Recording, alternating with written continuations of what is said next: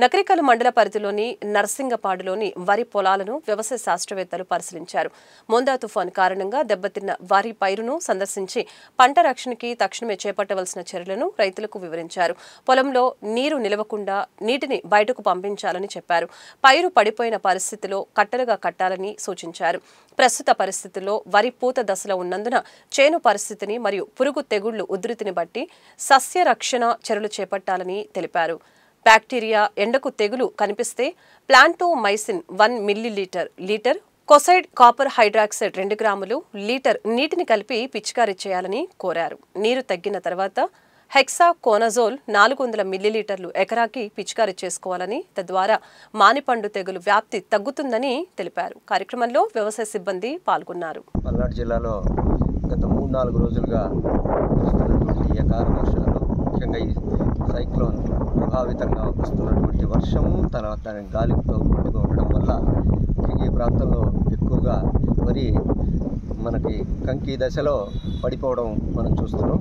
ఇది యాక్చువల్గా ఏదైనా పడిపోవడం అనేటటువంటి మార్గాల కష్టపడి పడిపోవడం అనేది కొంచెం యాక్చువల్గా చాలా బాధాకరంగానే ఉంటుంది ఈ పరిస్థితి. ముఖ్యంగా ఏంటంటే దీనికి కారణం ముఖ్యం మనకు వాతావరణ పరిస్థితి. అంటే ఈ టైంలో ఈ వర్షం రావడం వల్ల దాంతో పాటు గాలితో జరిగినటువంటిది.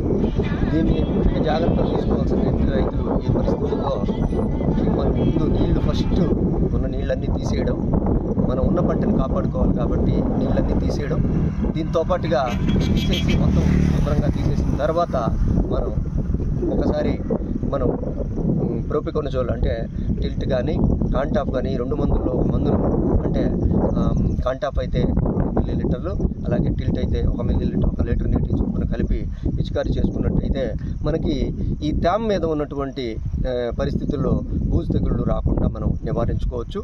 అలాగే ఈ గింజ రంగు అది మారకుండా ఉండేదానికి మనం 5% ఉప్పు నీళ్ళు ద్రావణం కానీ పిచికారీ చేసుకున్నట్టయితే కూడా మనం ఈ యొక్క గింజ యొక్క నాణ్యతని కొంతమంది దెబ్బతీసుకోకుండా జాగ్రత్తగా తీసుకునేదానికి ఆస్కారం ఉంటుంది.